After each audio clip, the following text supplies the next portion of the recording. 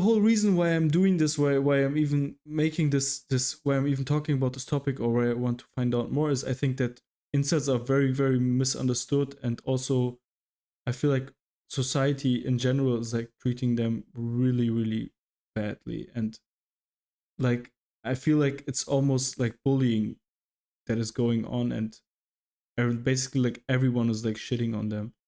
And one thing that I'm hearing like a lot in these in this bullying, that I just have to say it like that, that's how I feel about it, is like people just saying stuff like, yeah, they just want sex. And first of all, like, what's wrong about that? Like, right? I don't think Yeah, there's anything wrong about wanting sex. yeah. And they say things like, yeah, they think they're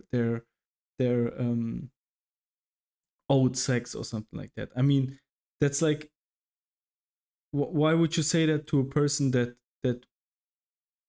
wants something that is so innate into any animal on this planet? Like, wanting sex is like the most normal thing, like from a microbe to a human being. Like, everybody wants sex, and that's like totally normal.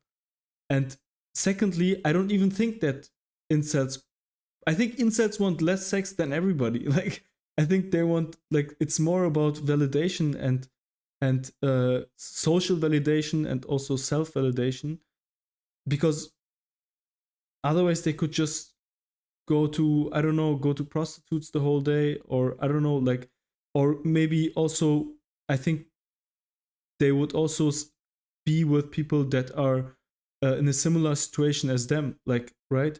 And they don't do that either, because they're not getting the validation from there. It was I think it was maybe 17 years ago when I found like the incel community of that time. I don't think they were calling themselves incels back then, but sex wasn't a big top big thing that they want. It's more about having the romantic relationship, Yeah, having some, yeah. The I think sex right now thing, they're just scared to come off as soy, or to come off as soft, and they just are not as vulnerable anymore as back then, maybe. the sex thing is because I came out. I left the community around when I was 19, so that's 13 years ago. I spent 2 years on the forums and the chat rooms, and I left that and spent another 3 years basically deprogramming myself from all the ideology. And the sex thing seems to have come after all that. The focus on being old sex. And it feels like one of those other things that would have been um, excuse, one of the pick and pluck excuses that they would have picked up. If that makes sense, because like No, you I would, don't understand. so like I was saying, like all the all the curry cells, Indian cells, all those subgenres are pick and pluck excuses. They you see it and then you go like, oh, that explains why I'm like this. Mm-hmm. And the idea about being old sex, I think it's also one of these pick and pluck excuses to further their self hatred. Like, um, I cannot fully, cannot fully justify it or explain it because I was no longer in the community by that time. But it feels like one of those things that they would have just picked up the to put into another one of these excuse box so Mm-hmm. that they But can. I don't think that they feel like they're owed sex. I feel like they feel like they're owed validation from society, Yeah, which they would I have was gotten for free before, right? I So would like, personally think that they don't feel that way either. Because if I have to put myself in their shoes now again, I would pick up that rhetoric just because it was in the water fountain, so to speak. It was on the chat rooms and everything, and people are saying that, and I would end up saying that too.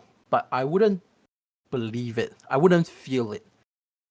it would just be something I say to further the cause of being an incel, if that makes sense to you.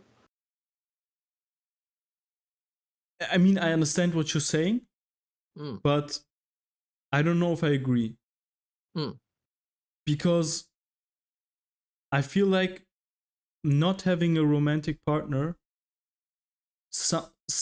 automatically makes you feel like an outcast to a certain yes. extent. So, an outcast from society to a certain extent. And just like 50 years ago, maybe, or in certain countries, it's still that way. Like, everybody just gets married. That's just like 95% of people just get married. Yeah, you have And that pathway of just going from school to a job to yeah, a house to married. Yes. exactly. Like I'm like my father's family comes from a very very rural area, in the Middle East, and basically like there it's also like that. Like at some point there is just two, three, four, five people left that are all in the same age range, and they also think like, yeah, I don't want to stay alone. Like no one wants to stay alone, so they're also like settling for each other, and they might not be really happy, but mostly like they're happy. They there is no thing like as like forced or arranged marriages in They where have a we're connection that they can share with someone. That's what yeah. they end up getting. Even if Basically. they don't have a connection, they're like, I'm not gonna stay alone. Like especially women in that after a certain age, they're like, yeah, fuck it, I'm not gonna stay alone. Like that's just the way it is. I'm not judging that. Like it's either, I'm not saying that's a bad thing, I'm not saying that's a good thing, Yeah. but that's just the way it is.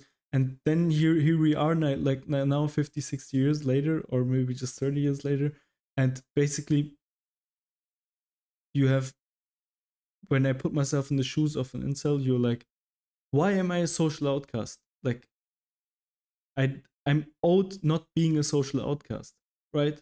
Society owes you not to make you an outcast. Yeah, And there's if a that, yeah. there was that thought that was going through it.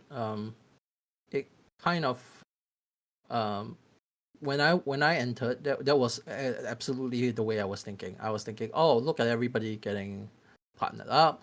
This is a societal norm. Why am I not being given the societal norm?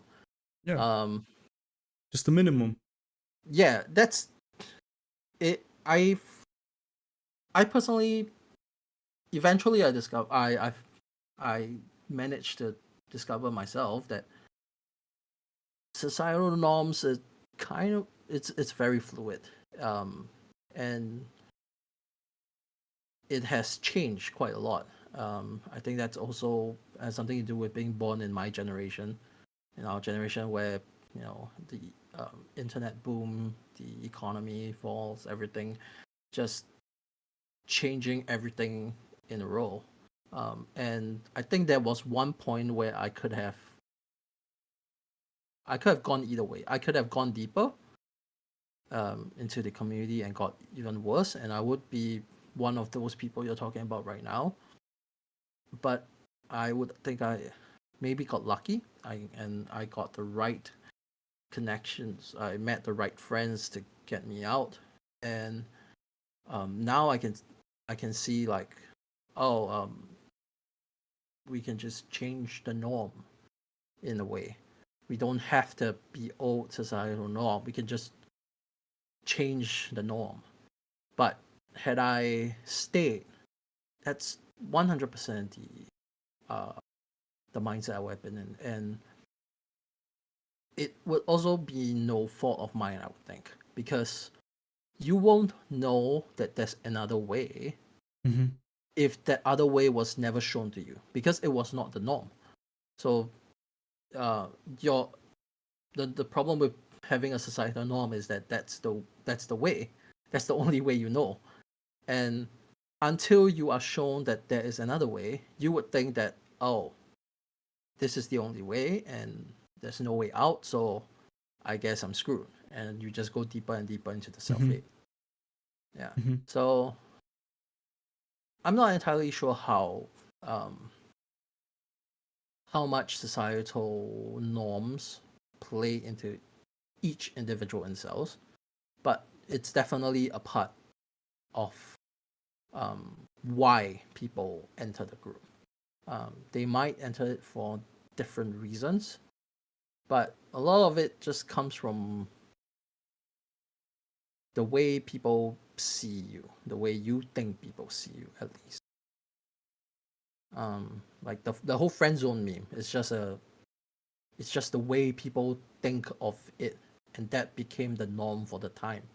You know, like, oh, if you were turned down by a woman and you got friend zone, and that just became the societal norm of the time, and you think, wow, that's And a it's a really societal really hurtful thing. Like yes, it's a really hurtful thing, and I think like almost every man has gone through that at some point in his life, and everybody knows that. And the reason why it's so comical and why we laugh about it is because at some point you grew over it, and you have some you realize how you're able to get out of the friend zone mostly, and then you have like a comedic aspect. But if you're still having that issue, it's a really really painful thing to be reminded about that, also in a comical way. It's really hurtful. That's why what I also mean by we are bullying them in a sense, sometimes without knowing it, but sometimes also knowingly, right? I, So I would I would equate them to like this feeling of bullying, like how we laugh at people who fall for scams. You know, it's like, mhm, oh, how are you still falling for the Nigerian prince scam? It's been here for mhm, years. Ah, ha ha ha.